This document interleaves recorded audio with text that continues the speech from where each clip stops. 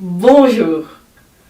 Tolstoï avait très pertinemment remarqué que les sciences naturelles reposent sur des bases axiomatiques, c'est-à-dire des concepts dont l'essence échappe à l'observation comparative, indéfinissables scientifiquement sauf en utilisant d'autres concepts. C'est le cas de l'énergie qui, en thermodynamique et donc dans la science moderne, est définie comme la capacité à fournir du travail. Et qu'est-ce que le travail? C'est le transfert d'énergie à un objet par une force agissant sur celui-ci et causant son déplacement. Et donc les deux concepts sont interdépendants et nécessitent un autre concept, celui d'une force. Très brièvement, toutes les activités terrestres, y compris les processus naturels tels la photosynthèse, requièrent de l'énergie qui nous vient du cosmos sous forme de rayonnement, essentiellement du soleil. Le problème était d'introduire dans le cadre de la science moderne cette énergie qui alimente tous les échanges et entretient la vie. Il n'est pas possible d'introduire de nouvelles formes d'énergie sans ébranler le principe thermodynamique central de conservation de l'énergie. On doit au génie du géochimiste Vladimir Vernadsky la définition de la forme d'énergie la plus globale et la plus complexe, qu'il a appelée biogéochimique. Le rayonnement solaire est capté et converti en énergie libre capable d'effectuer un travail sur Terre, notamment par la matière vivante. Et donc, l'énergie biogéochimique se manifeste dans la biosphère, c'est-à-dire dans la région où les changements dus au rayonnement solaire entrant peuvent se produire, un concept que nous lui devons également, sous les formes d'énergie connues et par conséquent n'affectent pas la loi de la conservation de l'énergie. C'est le concept qui se rapproche le plus du concept d'énergie élaboré dans la Chine ancienne, celui du qi. Il est impossible en langue française de vraiment comprendre ce dont il s'agit, mais c'est en quelque sorte l'énergie vitale qui se manifeste de façon individuelle par un équilibre dynamique entre les forces opposées yin et yang, un concept bien plus vaste que celui issu de la thermodynamique, la matière et l'énergie n'étant pas considérées comme distinctes. Par matière, il ne faut pas entendre la matière morte de la science occidentale. Elle est en perpétuel changement et participe du Tao omniprésent. En Inde, cette équivalence entre énergie et matière a été traduite en termes de matière considérée comme un conglomérat d'atomes constamment en mouvement, mais à nouveau pas au sens actuel de matière inerte. Cette équivalence a été reformulée par Einstein dans le langage mathématique de la science moderne. En effet, la matière est énergie devenue matière, qui redevient énergie quand elle se décompose. Au XVIIe siècle, Song Yingxing, en considérant les quantités de cendres provenant de la combustion du bois, avait induit le principe général de la réversibilité des taux, à savoir qu'un corps solide retournera en général au qi à un taux qui est comparable à la vitesse à laquelle il a été formé en premier lieu. Il en est est ainsi venu à conclure que le cosmos dans son ensemble est toujours dans un état stable, c'est-à-dire que son énergie totale est conservée. Un principe qui était aussi connu par les scientifiques indiens. C'est donc aussi le cas dans tout système fermé. C'est ce qu'exprime la première loi de la thermodynamique. Il faut bien comprendre qu'on ne peut pas créer de l'énergie à partir de rien. L'expression énergie libre ne veut pas dire de l'énergie créée de rien, ce qui est impossible, mais l'énergie présente dans un système qui peut être convertie en travail et qui ne sera donc pas perdue.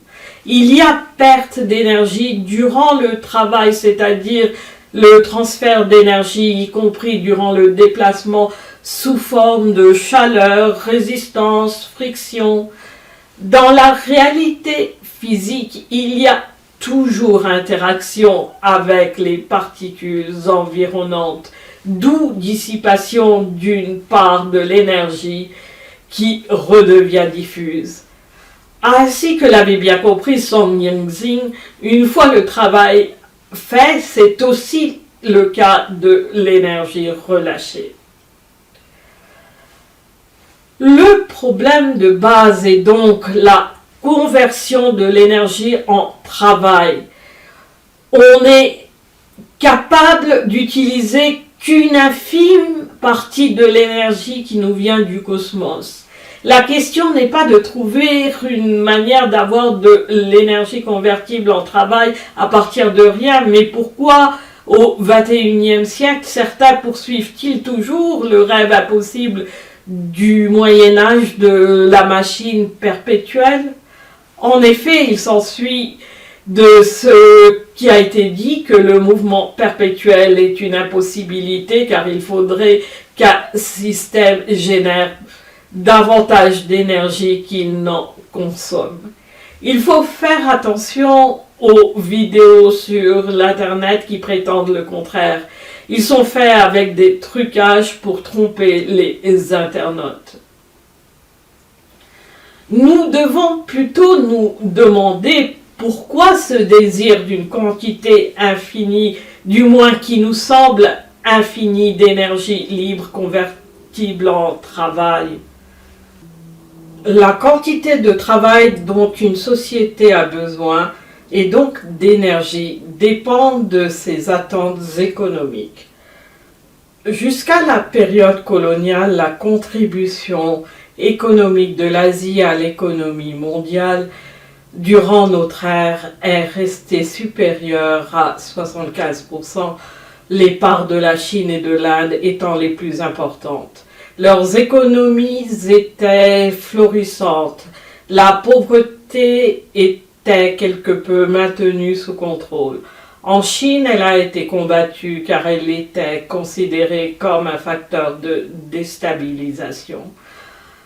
En ce qui concerne l'Inde, selon l'économiste Deepak Lal, son niveau de vie moyen est resté inégalé et relativement élevé par rapport aux normes de l'époque.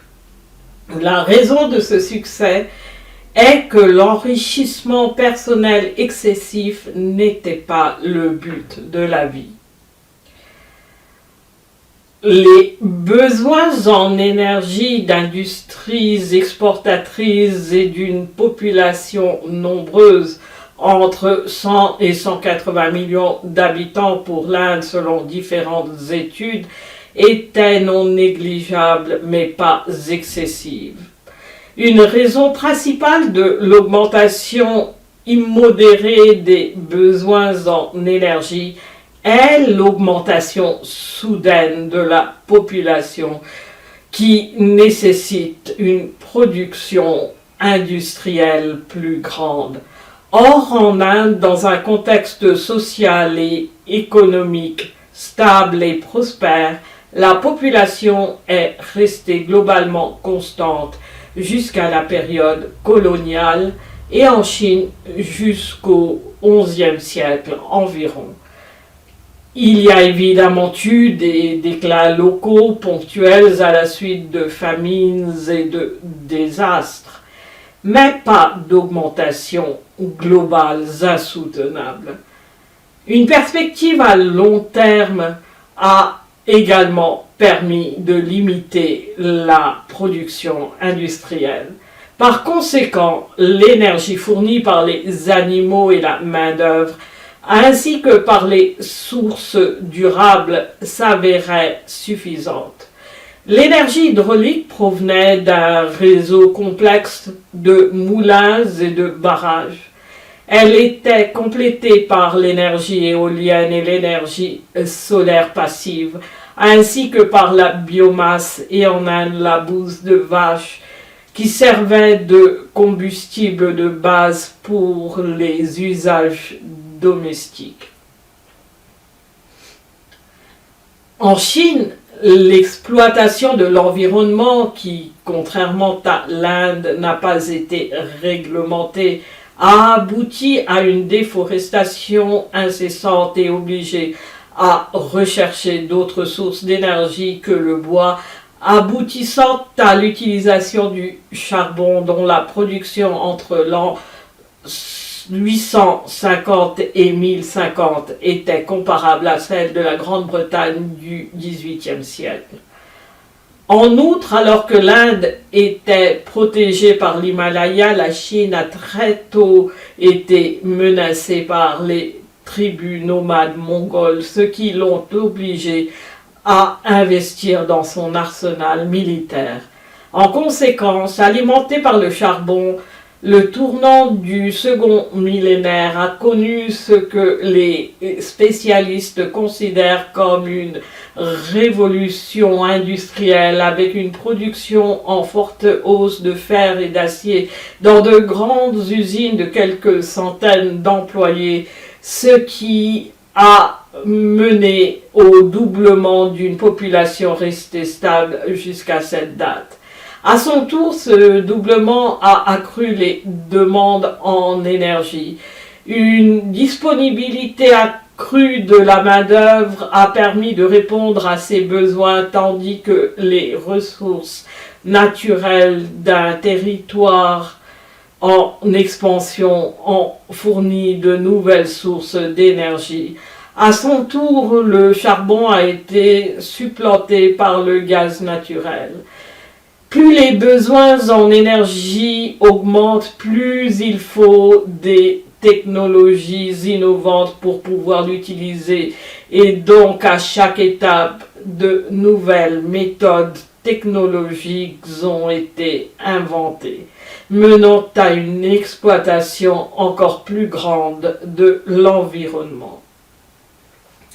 En Occident, la richesse en elle-même a, surtout depuis la période constantine, joué un grand rôle avec l'instauration d'une église s'adonnant à l'accumulation de la richesse facilitée par des lois promulguées dans ce but. Mais la richesse n'était pour elle qu'un moyen passif d'accéder au luxe. C'est l'Europe protestante qui a transformé l'idée passive de toujours plus de richesse en vue du luxe en l'idée active de la richesse en vue de produire davantage de richesse. Bref, elle a donné naissance à l'idée de maximisation du profit basée sur une croissance incessante, d'où la nécessité constante de conquête dans les deux cas. L'addiction au luxe ou à l'argent laisse peu de place aux perspectives à long terme et donc aux intérêts sociaux collectifs. D'où une grande insalubrité et une grande pauvreté devenues endémiques dès la dernière phase de l'Empire romain. Et à partir de la fin du XVe siècle, l'instauration du capitalisme, qui a commencé par la privatisation des terres communales, se sont traduites par de fortes baisses régulières de la population suivies de fortes augmentations dues à de meilleurs salaires et aux conquêtes nécessaires pour satisfaire cette addiction et pour compenser la perte de main-d'œuvre par l'esclavage. Les variations extrêmes de la taille de la population ont été un facteur majeur de l'histoire européenne jusqu'à récemment.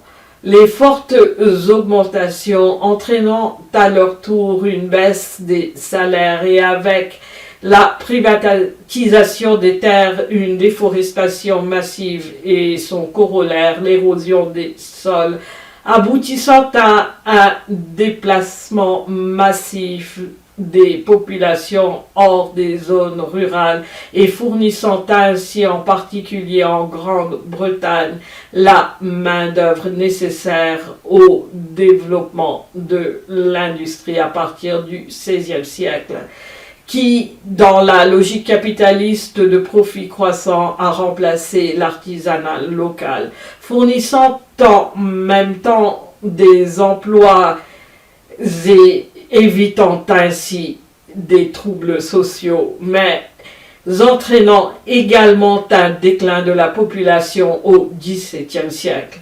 Entre-temps, il était devenu urgent pour la Grande-Bretagne de trouver des marchés pour ses industries naissantes, car les guerres incessantes en Europe continentale avaient détruit ses débouchés traditionnels. À la recherche de nouveaux marchés, le pays s'est tourné vers l'Asie, où se trouvait la plus grande partie de la richesse mondiale. Mais ces produits ont échoué à rivaliser avec les leurs. Bref, sa croissance économique à la fin du XVIIIe siècle est une conséquence directe de sa colonisation de l'Inde.